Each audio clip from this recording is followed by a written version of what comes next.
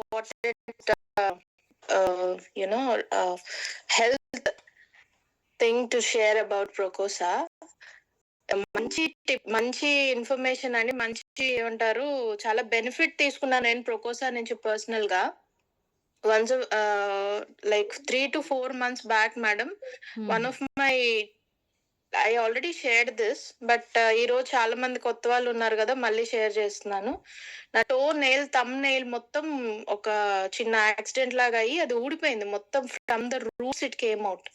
So అది ఊడిపోయిన తర్వాత very severe pain. I couldn't even touch it. అంటే ఎంత నొప్పి అంటే, but I have to travel. ఆ టైంలో నేను అవుట్ రీచ్ కి చాలా ట్రావెల్ చేయాల్సింది ఉంది. కొంచెం ఎక్కడన్నా తగిలితే I used to sit and start crying అనమాట ఇన్స్టెంట్. అంత పెయిన్ ఉండేది.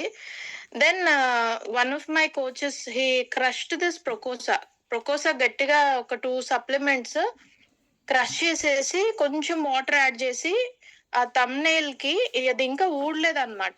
అది ఊడకుండా కొంచెం కొంచెం అలా కొద్దిగా క్లాత్ కి తగిలిన, ప్యాంట్స్ కి తగిలిన ఇలా చాలా పెయిన్ వస్తా ఉన్నింది.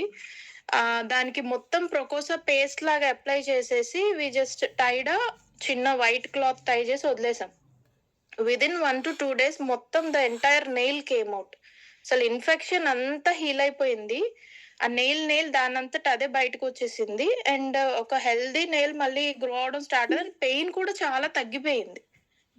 వితౌట్ అసలు ఎంత మ్యాజికల్ బెనిఫిట్ అంటే, ప్రొకోసా నాట్ జస్ట్ ఇంటర్నల్లీ, ఎక్స్టర్నల్ గా కూడా చాలా హెల్ప్ అవుతుంది.